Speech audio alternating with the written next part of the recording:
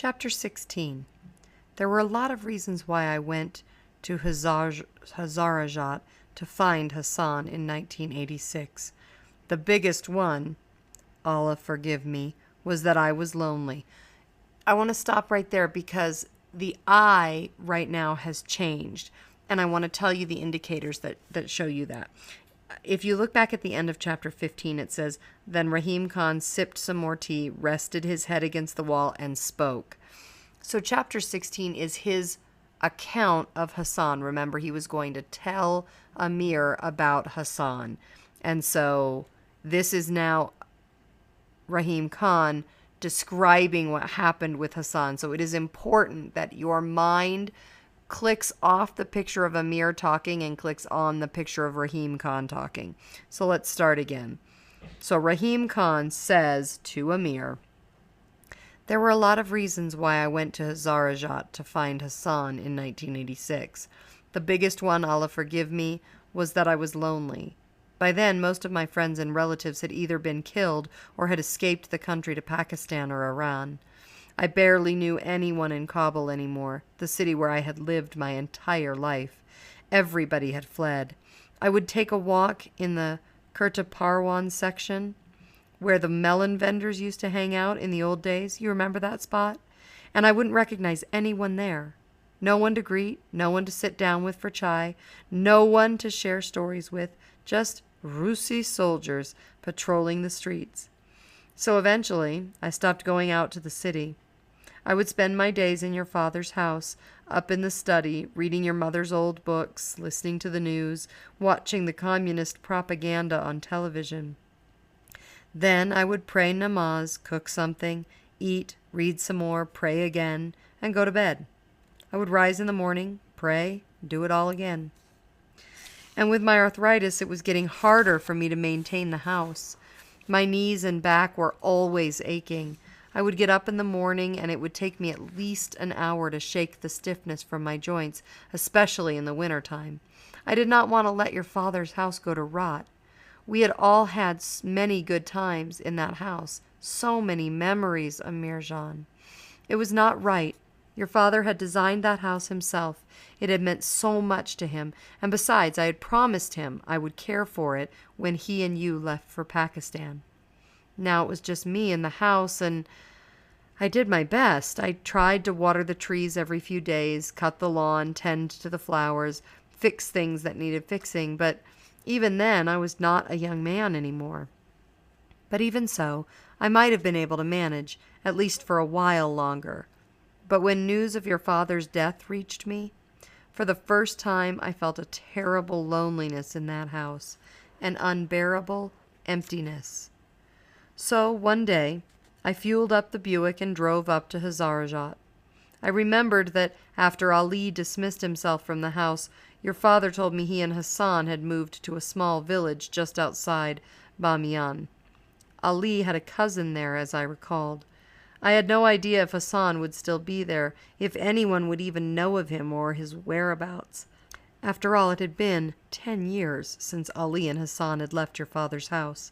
Hassan would have been a grown man in 1986, 22, 23 years old. If he was even alive, that is. The Sharawi, may they rot in hell for what they did to our Watan, killed so many of our young men. I don't have to tell you that. But with the grace of God, I found him there. It took very little searching. All I had to do was ask a few questions in Bamiyan, and people pointed me to his village. I do not even recall its name, or whether it even had one.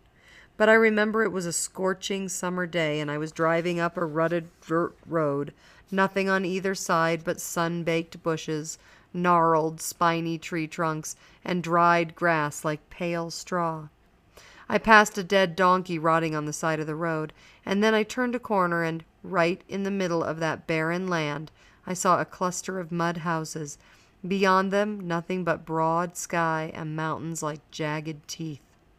The people in Bamiyan had told me I would find him easily. He lived in the only house in the village that had a walled garden. Now, hey, check it out, you guys.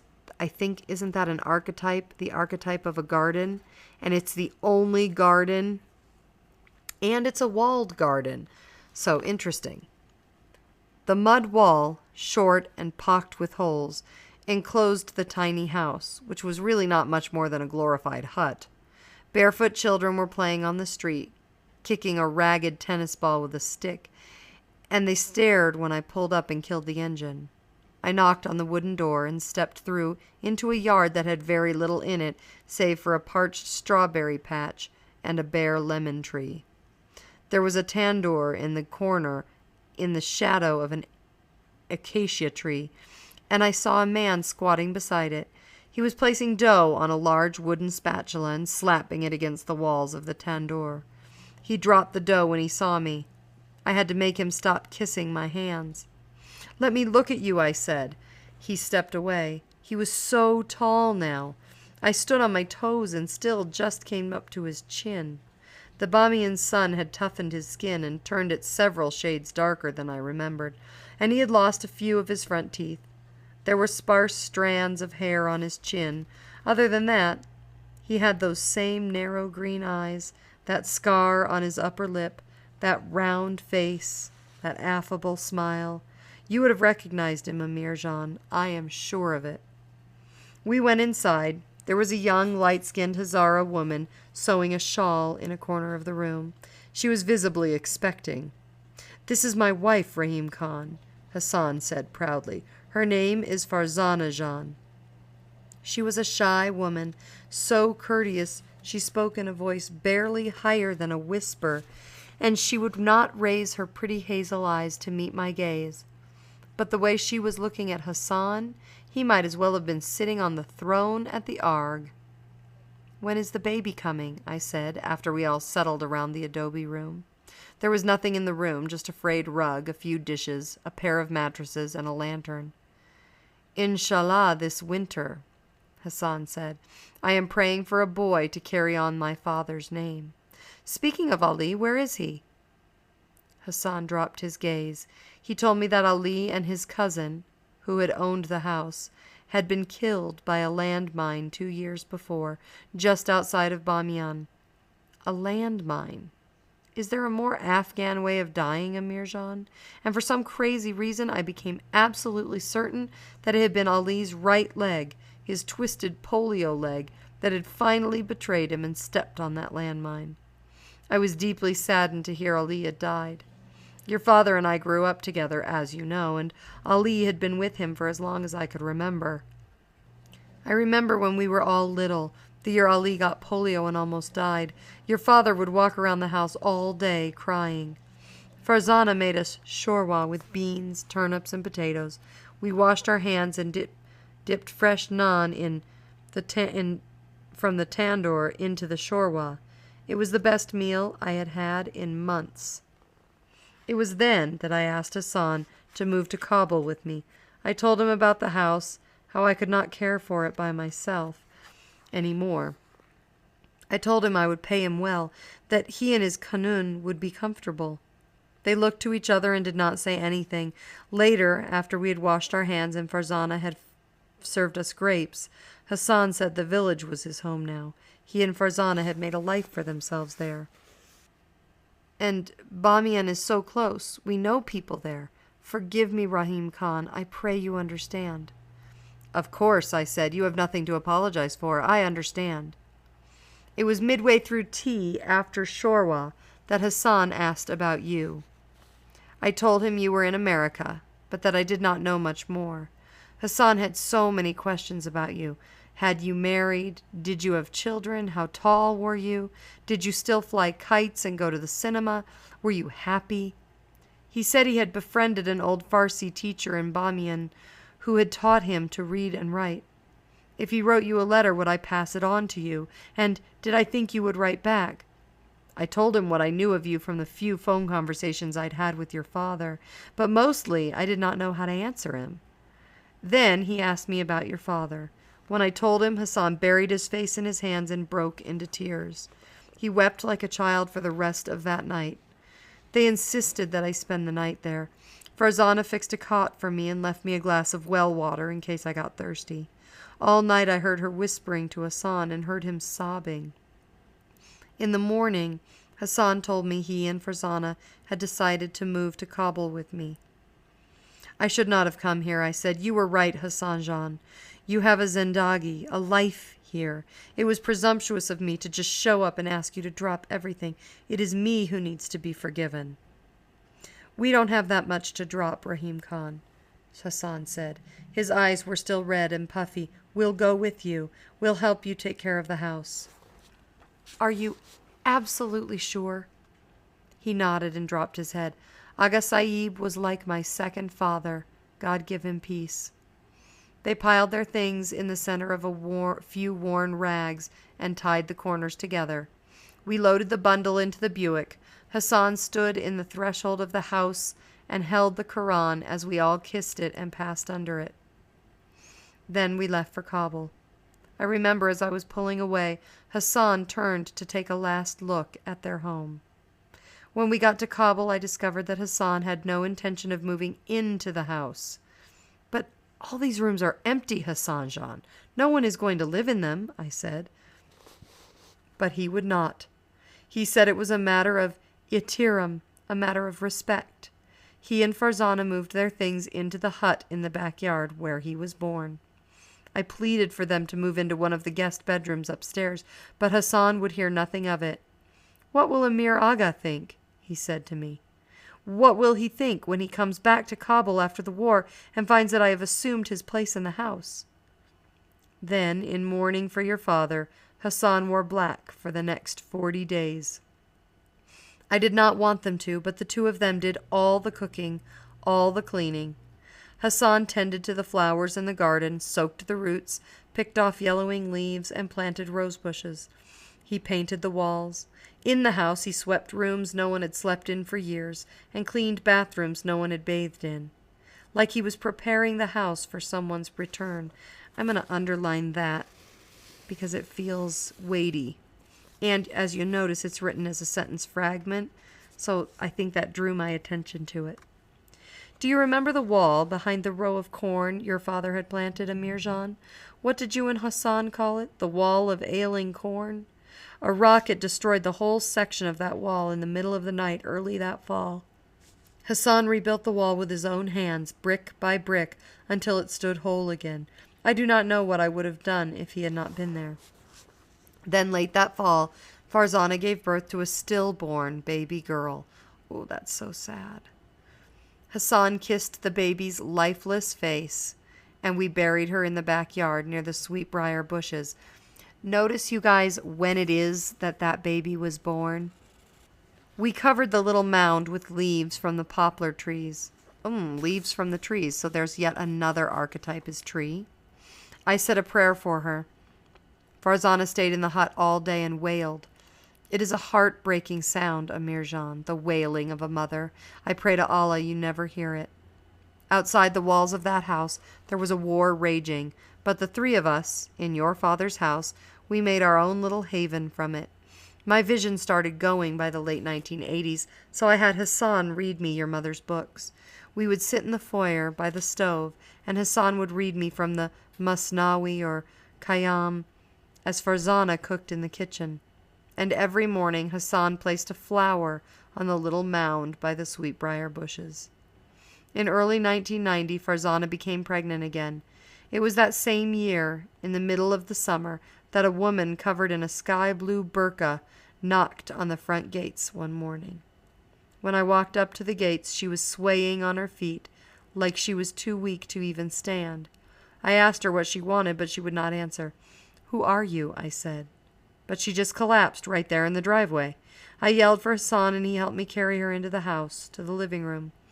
We lay her on the sofa and took off her burqa. Beneath it, we found a toothless woman with stringy, graying hair and sores on her arms. She looked like she had not eaten for days, but the worst of it by far was her face. Someone had taken a knife to it, and Amir Jan, the slashes cut this way and that way. One of the cuts went from the cheekbone to the hairline, and it had not spared her left eye on the way. It was grotesque. I patted her brow with a wet cloth, and she opened her eyes. "Where is Hassan?" she whispered. I'm right here, Hassan said. He took her hand and squeezed it. Her good eye rolled to him. I have walked long and far to see if you are as beautiful in the flesh as you are in my dreams. And you are, even more. She pulled his hand to her scarred face. Smile for me, please. Hassan did, and the old woman wept. You smiled coming out of me. Did anyone ever tell you? And I wouldn't even hold you. Allah forgive me, I wouldn't even hold you. None of us had seen Sanabar since she had eloped with a band of singers and dancers in 1964, just after she gave birth to Hassan. You never saw her, Amir, but in her youth, she was a vision. She had a dimpled smile and a walk that drove men crazy. No one who passed her on the street, be it a man or a woman, could look at her only once. And now? Hassan dropped her hand and bolted out of the house. I went after him, but he was too fast. I saw him running up the hill where you two used to play, his feet kicking up plumes of dust. I let him go. I sat with Sanabar all day as the sun went from bright blue to purple. As the sky went from bright blue to purple. Hassan still had not come back when night fell and moonlight bathed the clouds. Sanabar cried that coming back had been a mistake, maybe even a worse one than leaving. But I made her stay. Hassan would return, I knew. He came back the next morning looking tired and weary, like he had not slept all night. He took Sanabar's hands in both of his and told her she could cry if she wanted to, but she needn't. She was home now, he said, home with her family. He touched the scars on her face and ran his hand through her hair. Hassan and Farzana nursed her back to health. They fed her and washed her clothes. I gave her one of the guest rooms upstairs. Sometimes I would look out the window into the yard and watch Hassan and his mother kneeling together, picking tomatoes or trimming a rosebush, talking.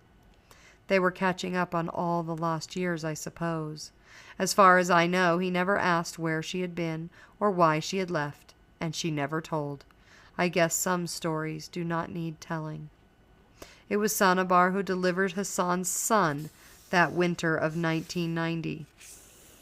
It had not started snowing yet, but the winter winds were blowing through the yards, bending the flower beds and rustling the leaves. I remember Sanabar coming out of the hut holding her grandson, had him wrapped in a wool blanket. She stood beaming under a dull gray sky, tears streaming down her cheeks, the needle-cold wind blowing her hair, and clutching that baby in her arms like she never wanted to let go. Not this time. She handed him to Hassan, and he handed him to me, and I sang the prayer of Ayat-ul-Kursi in that little boy's ear. They named him Sohrab, after Hassan's favorite hero from the Shahnameh, as you know, Amir Jahan. He was a beautiful little boy, sweet as sugar, and had the same temperament as his father. You should have seen Sanabar with that baby, Amir Jahan. He became the center of her existence. She sewed clothes for him, built him toys from scraps of wood, rags, and dried grass. When he caught a fever, she stayed up all night and fasted for 3 days. She burned Isfand for him in a skillet to cast out Nazar, the evil eye. Oh, I'm going to underline that. By the time Sohrab was 2, he was calling her Sasa. The two of them were inseparable. She lived to see him turn 4, and then, one morning, she just did not wake up. She looked calm, at peace, like she did not mind dying now. We buried her in the cemetery on the hill, the one by the pomegranate tree, and I said a prayer for her too. The loss was hard on Hassan.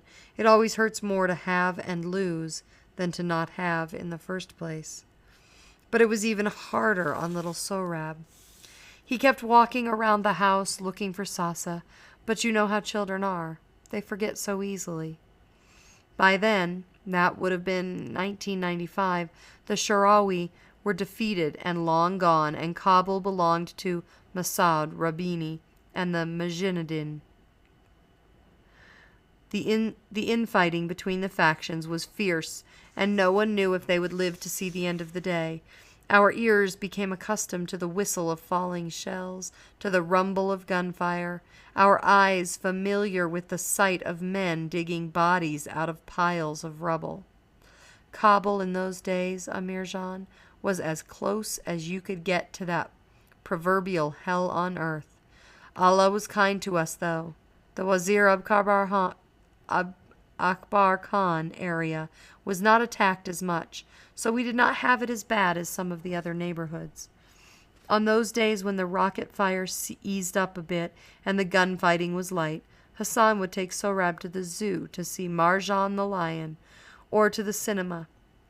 Hassan taught him how to shoot the slingshot, and later, by the time he was 8, Sohrab had become deadly with that thing. He could stand on the terrace and hit a pine cone propped on a pail halfway across the yard. Hassan taught him to read and write. His son was not going to grow up illiterate like he had. I grew very attached to that little boy. I had seen him take his first step, heard him utter his first word. I bought children's books for Sohrab from the bookstore by Cinema Park. They have destroyed that too now, and Sohrab read them as quickly as I could get them to him. He reminded me of you, how you loved to read when you were little, Amir Jan.